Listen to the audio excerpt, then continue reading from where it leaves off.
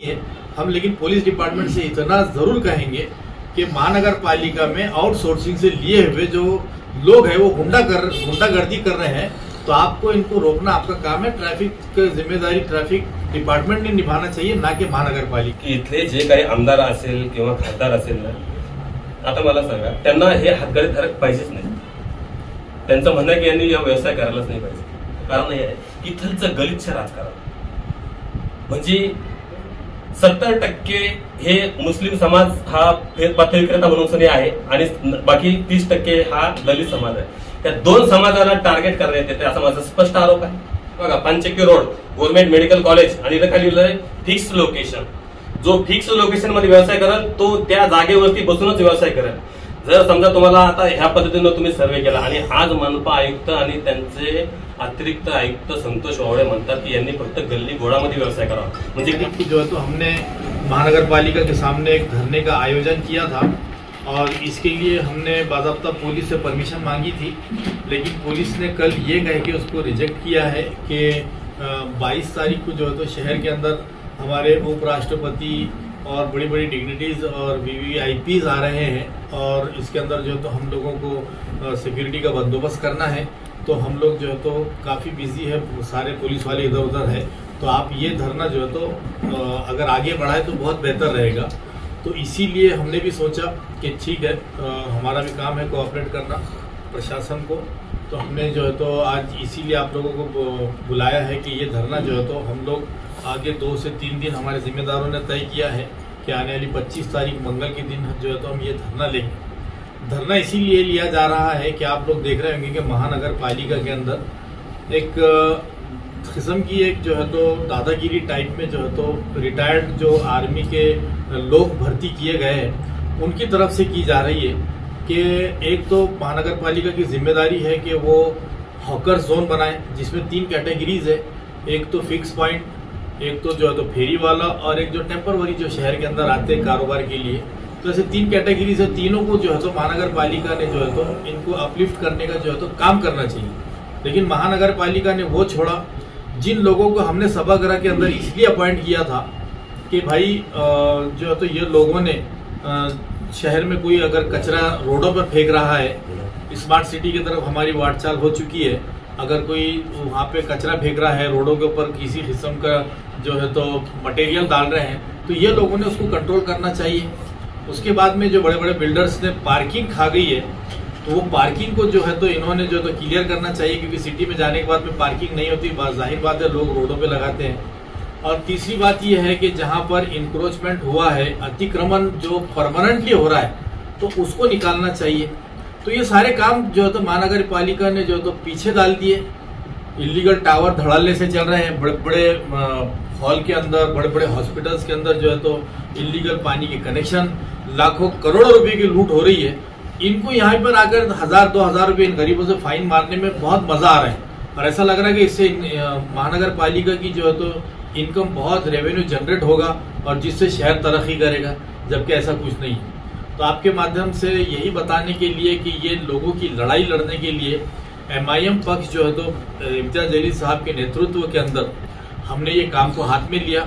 साथ ही साथ हमारे साथ में दूसरे संगठन के लोग जो यही लड़ाई को कई दिनों से लड़ रहे हैं, लेकिन ये लोग जो है तो इनको भी कोई अभी तक पॉजिटिव रिस्पांस नहीं मिला।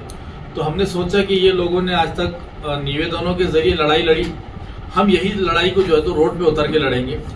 हम जो है तो ये पूछना चाह रहे हैं महानगर पालिका से कि भाई ट्रैफिक का जो सिस्टम है, जो ट्रैफिक हवलदार है, पुलिस जो है तो अल्हम्दुलिल्लाह औरंगाबाद की नहीं पूरे महाराष्ट्र की जो है तो हर सिचुएशन से निपटने के लिए तैयार है। तो फिर ये माजी सैनिक जो है ये आज ड्रेस का भी इस्तेमाल कर रहे हैं, सैनिकों का ड्रेस का इस्तेमाल, और वो ड्रेस का सारे लोगों को जो है तो इज्जत करना सारे लोगों की जिम्मेदारी होती है। लेकिन आप जो है तो गैर जरूरी जगह पर गैर कानूनी तौर पर मैं समझता हूँ कि ड्रेस का इस्तेमाल कर रहे हैं। अगर आपको अपॉइंट किया गया है किसी प्राइवेट एजेंसी ने, तो आपने महानगर पालिका के ड्रेस पहनना चाहिए, उसके ऊपर लिखा होना चाहिए आपकी एजेंसी का नाम। दूसरी बात, ये एजेंसी को कुछ दिन के लिए अपॉइंट किया गया था एजेंसी के थ्रू, ये माजी सैनिकों को। देखा जा रहा है कि जो नौजवान बेरोजगार हैं, जो महानगर पालिका में कई सालों से जो काम कर रहे हैं, आज उनको नौकरी नहीं देते हैं। ये लोगों को जो रिटायर्ड है, जिनको ऑलरेडी पेंशन आ रही है सेंट्रल गवर्नमेंट से, फिर यहाँ पर बुला के उनको एक पगार दी जा रही है। तो ये और दूसरे अपॉइंटमेंट के लिए जो है तो बाज़ाब्ता ठहराव गवर्नमेंट को भेजे जा रहे हैं। देखिए, याद रखिए कि जनता से बड़ा प्रशासन नहीं है। यहाँ का प्रशासन जो है, कुछ ऑफिसर है जो कमिश्नर साहब को भी मैं समझता हूँ कि गुमराह कर रहे हैं। तो ये ऑफिसरों को ये समझना चाहिए कि पब्लिक से आप लोग बड़े नहीं है।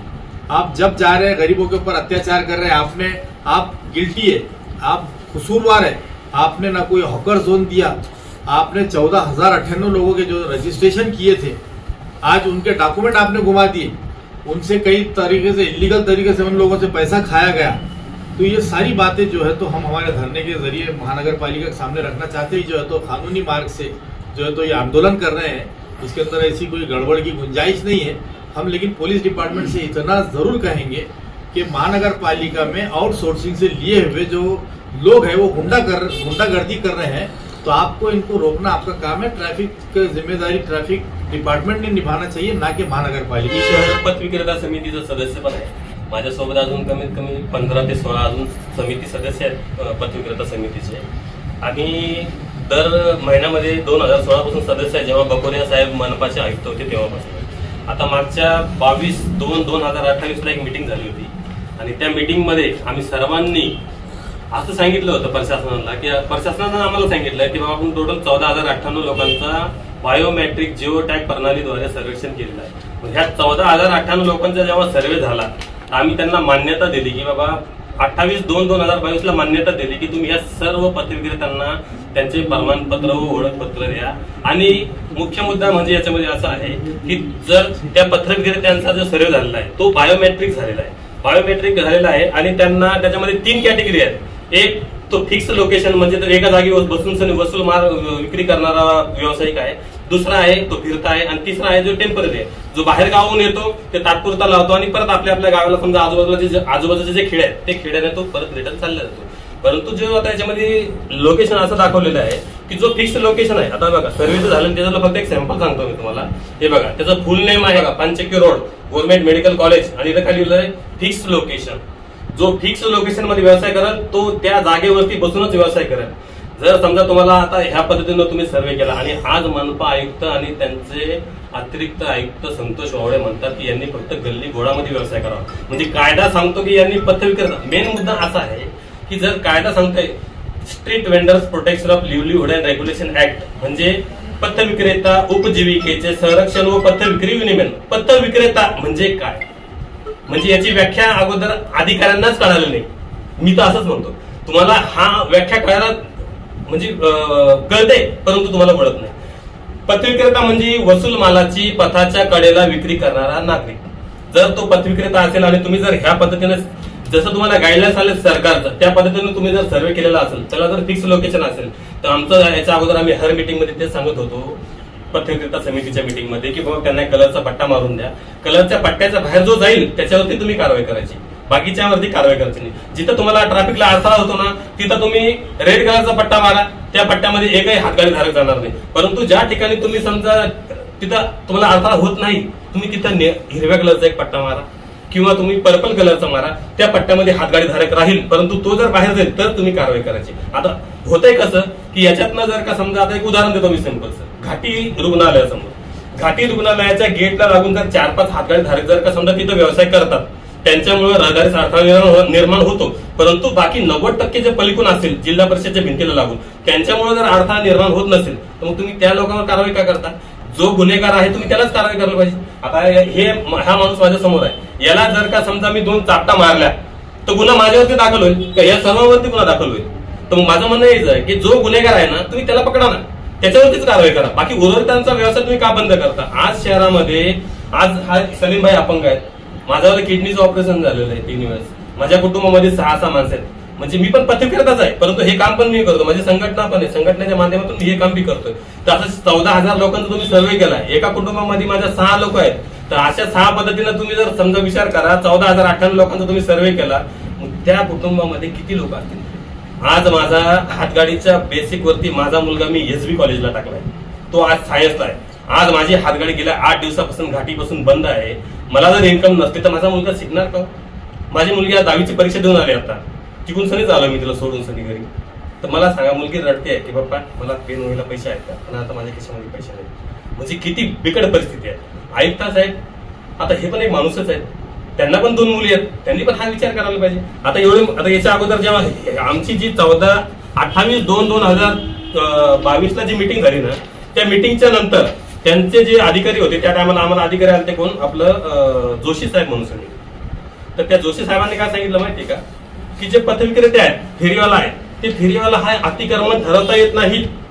सेंट्रल गव्हर्नमेंटच्या कायद्यानुसार जोपर्यंत त्यांचं पुनर्वसन होत नाही, तुम्हाला जर का समजा तुम्हाला कुठे अडथळा होत आहे, तुम्हाला जर त्यांना तिथून काढणं असेल तर अगोदर तुम्ही त्यांचं पुनर्वसन करायला पाहिजे. हे तुमचा एक अधिकारी सांगतोय, कोण, जोशी साहेब, ज्या की ते टायमाला ते अतिरिक्त आयुक्त होते, ते आमच्या मीटिंगमध्ये आले होते. मग मला सांगा, तुमचा एक अधिकारी सांगतो की तुम्हाला आम्ही अतिक्रमण, हातगाडीधारकांना अतिक्रमण ठरवता येत नाही, आणि आता कोणचा असा तुम्ही समजा नियम तुमच्या मनानं काढून राहिले की तुम्ही आम्हाला अतिक्रमण ठरवले हातगाडीधारकांना? म्हणजे काय चाललंय काय शहरामध्ये? आता एवढे सर्वे तुम्ही केला, सेंट्रल गव्हर्नमेंटचे एवढे मोठमोठे कायदे आले. या अगोदर एकदा भापकर साहेबांनी आम्हाला काय सांगितलं होतं माहिती का? आता मला सांगा, मी पूर्ण शहराचाच आपण विचार जर केला ना तर 14,098 लोक आहेत, आणि आज आता घाटीच्या परिसरामधला जर विचार केला तर भापकर साहेबांनी सांगितलं होतं बघा, घाटी मार्गासाठी आम्ही ज्या घाटी रुग्णालय आहे ना, घाटी मार्गासाठी स्वतंत्र व्यवस्था. भापकर साहेब तेव्हा आयुक्त होते. मी जेव्हा हरकतीने सूचना दाखल केल्या त्या आधारावरती त्यांनी सांगितलं, शहरातील घाटी मार्गालगत असलेल्या फुटपाथवरही गेल्या अनेक वर्षापासून चहा नाश्त्याच्या टपऱ्या उभ्या आहेत, पण या गाड्या रुग्णांसाठी उपयोगी आहेत. त्यामुळे त्यांच्यासाठी रुग्णालयाच्या आत स्वतंत्र फ्रूट प्लाझा उभारावा, यावरही या बैठकीत चर्चा झाली. त्यासाठी घाटीच्या 2.5 ताटांशी चर्चा करून त्यानंतरच हा फुटपाथ रिकामा करू. म्हणजे तुम्ही आतमध्ये तुम्ही फ्रूट प्लाझा उभारणार असं त्या टायमाच्या आयुक्तांना सांगितलं होतं. आता मला सांगा, म्हणजे त्यांच्यामध्ये माणुसकी होते आणि तुमच्यावाली माणुसकी मिली का? आजचे जे अधिकारी आहेत त्यांचे नाही, ते पण तुमच्यासारखेच अधिकारीच होते ना. म्हणजे तुमच्यामध्ये पण थोडीशी माणुसकी जाऊ होते. आणि दुसरी गोष्ट अशी आहे की मी त्यांना 18/10/2024 आमचे समिती मेंबर आणि 5 आमचे जे कमिटी मेंबर होते, आम्ही त्यांना एक निवेदन दिलं. एवढं बेस्ट निवेदन आहे, याच्यामध्ये मी कायद्याचे 9 संदर्भ दिले आयुक्तांना. किती दिले? 9 संदर्भ. बघा, एवढे बेस्ट आणि सुटसुटीत मी रात्री 3:30-4 वाजेपर्यंत जागून सरी त्यांना असे मुद्दे काढून दिले की बाबासाहेब तुम्ही यावरती पूर्ण विचार करा. राहुल गांधीला सुद्धा पत्र पाठवलं, नरेंद्र मोदीला सुद्धा पत्र पाठवलं, मुख्यमंत्र्यांना सुद्धा पाठवलं. म्हणजे कायदा फेरीवाल्यांच्या बाजूने आहे, संरक्षण त्यांना मिळालं पाहिजे. परंतु होतंय असं की शहरामध्ये माझं तर स्पष्ट, मी तर आज तुमच्या पत्रकाराच्या माध्यमातून मी आरोप करतोय, माझा एक आरोप आहे. आता मला सांगा, पुण्यामध्ये हॉकर झोन बनला, तिथं लायसन्स वाटप झाले, त्यांचा सर्वे झाला. मुंबईमध्ये हॉकर्सचा सर्वे झाला, तिथं पण जागा वाटप झाल्या, त्यांना परवानगी गेली. नाशिकला पण तसं झालं. मग औरंगाबाद शहरात होत नाही, याचं कारण हे आहे की इथलचं गलिच्छ राजकारण. म्हणजे 70% हे मुस्लिम समाज हा पथविक्रेता म्हणून आहे, आणि बाकी 30% हा दलित समाज आहे. त्या 2 समाजाला टार्गेट करण्यात येते असा माझा स्पष्ट आरोप आहे. आणि जर का समजा आमच्यासारख्या कमी शिकलेल्या माणसाला आणि पथविक्रेत्याला जर हा कायदा माहित असेल सेंट्रल गव्हर्नमेंटचा, महाराष्ट्र शासनाचा, मग इथल्या आमदाराला, खासदाराला कायदा माहित नाही का? त्यांनी पण हा मुद्दा उचलायला नाही पाहिजे का? आयुक्त साहेबांसोबत त्यांना सांगायला पाहिजे बाबा गोरगरीब लोक यांना एका कडेला व्यवसाय करू द्यावा, असं माझं स्पष्ट मत आहे. आणि आमच्या कमिटीची बैठक बोलवावी म्हणून मी आयुक्ताला दरवेळेस निवेदन देत गेलो की तुम्ही बैठक कॉल करा. परंतु आयुक्तांनी याला कचऱ्याची टोपली दाखवली अशी केराची, आणि आतापर्यंत त्यांनी कुठली मिटिंग बोलवली नाही. कारण टाउन वेंडिंग कमिटी ही टीव्हीसी मेंबर जे आहेत हे फेरीवाला आणि अधिकारी यांच्या मधला दुवा आहे. या कमिटीमध्ये पोलीस आयुक्त सुद्धा आहेत, ट्रॅफिकचे अधिकारी सुद्धा आहेत. मग ह्या कमिटीमध्ये समजा फेरीवाला समिती जर तुमच्या मध्यम दुवा आहे हे समजा कायदा सांगते, तर मग फेरीवाला समितीची तुम्ही बैठक का नाही बोलवली? आता आमच्या सोबत तुम्ही येऊन कधी सर्वे केला का शहरामध्ये? आम्ही सांगतोय की आमच्या सोबत चला, आम्ही तुम्हाला जागा दाखवून देऊ की साहेब इथे जागा जी आहे मोकळी आहे, इथे ट्रॅफिकला अडथळा नाही, तुम्ही देऊ शकता. ह्या कमिटीमध्ये ट्रॅफिकचे अधिकारी पण आहेत ना, ते पण तुम्हाला सांगतील ना की बाबा कुठं ठेवू शकतो किंवा कुठं नाही ठेवू शकत म्हणून सर. परंतु ह्या विषयावरती कुठलंही काम होत नाहीये. 2016 पासून आम्ही याच्यावरती समजा काम चालू आहे, आणि मी तर 2010 पासून जेव्हा भापकर साहेब होते ना तेव्हापासून पूर्ण शहरातून मी एकट्यानेच हरकतीने सूचना दाखल केल्या आहेत. हरकतीने सूचना दाखल करून सनी त्याच्यावरती काही सुनावणी वगैरे पण घेण्यात आल्या. त्या सुनावणीला पण मला उपस्थित ते बघा, हे मी 6/3/2010 हरकतीने सूचना दाखल केली. पूर्ण शहरातून कोणीच दाखल नाही केलं. परंतु मी पथविक्रेता असल्यामुळे, मी हातगाडधारक असल्यामुळे मला त्यांचं ते जाहीर प्रकटन दिसलं आणि मी त्याच्यावरती हरकतीने सूचना दाखल केल्या किंवा गोरगरिबावर काही अन्याय होऊ नये म्हणून. आणि दुसरा मुद्दा असा आहे की आता हे बघा 18/5/2022 जे आहे ते एक शासनाचा GR निघालेला आहे. आता हा GR मी तुम्हाला फक्त 4-5 ओळीच वाचून दाखवतो. तुम्ही याच्यावरती मग काय प्रश्न करायचे तुम्ही करू शकता. शहरामधील पथविक्रेत्यांना, संपूर्ण महाराष्ट्रातील लागू आहे, शहरामधील पथविक्रेत्यांना त्यांची शैक्षणिक पात्रता, मर्यादित कौशल्य, आर्थिक पत यामुळे व्यवसायाच्या संधी कमी उपलब्ध असतात. यामुळे असंघटित स्वयंरोजगार करणाऱ्या पथविक्रेत्यांना व्यवसायाच्या व्यापक संधी उपलब्ध करून देणे, त्यांना कार्यकुशल बनविणे, त्यांना पत मिळवण्यास समर्थ बनविणे, तसेच त्यांची व त्यांच्या कुटुंबियाची सामाजिक सुरक्षितता, सामाजिक कल्याण व शासकीय योजनांची सांगड घालणे, त्याचे जीवनमान उंचावणे, त्याचे जीवनमान उंचावणे हे फेरीवाला धोरणाचे उद्दिष्ट आहे. मला सांगा, कायदा म्हणते फेरीवाला धोरणाचे उद्दिष्ट आहे की बाबा त्यांचं जीवनमान उंचावलं पाहिजे. तुम्ही तर त्यांचं जीवनमान पूर्ण गड्ड्यामध्ये टाकून राहिले, मातीमध्ये टाकून राहिले. म्हणजे आता सांगा, कायद्याच्या विरोधात कोण चालले?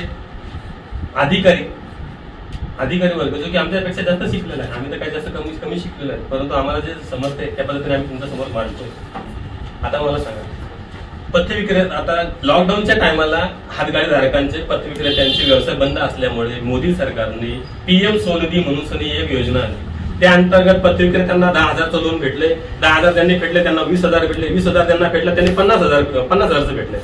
आता ज्यांना 50,000चं लोन भेटलंय, आता आजच्या परिस्थितीमध्ये ज्या नागरिकांना समजा 50,000चं लोन भेटले, आता हे बघा, याला लोन भेटलेलं आहे, याला हे लेटर ऑफ रिकमेंडेशन LOR प्रमाणपत्र महानगरपालिकेने दिले. मग त्या नागरिकांच्या आता जर हातगाड्या जर का समजा बंद असल्या तर त्यांनी त्यांचे हप्ते बँकेचे कसे फेडायचे, हा एक फार मोठा प्रश्न आहे. आता तुम्ही हताश होऊन MIM सोबत आलात तुम्ही? नाही, हताश होऊ नये. आमच्या पथविक्रेत्यांना जो कोणी रोजगार देत असेल, ऐकून घ्या, आम्ही त्यांच्या सोबत आहोत. आणि MIM पक्षाने हा मुद्दा उचलला, हे आम्हाला फार मोठा आनंद आहे. उद्या मी सुद्धा जर हे चांगल्या कामासाठी जर समजा चांगले काम जर होत असेल आणि चांगल्या कामासाठी आम्ही जातीवाद वगैरे काही बघणार नाही, परंतु मी स्वतः MIM पक्षामध्ये लवकरच प्रवेश करणार आहे. एक मिनट इनसे अपील कर देंगे ये लोग.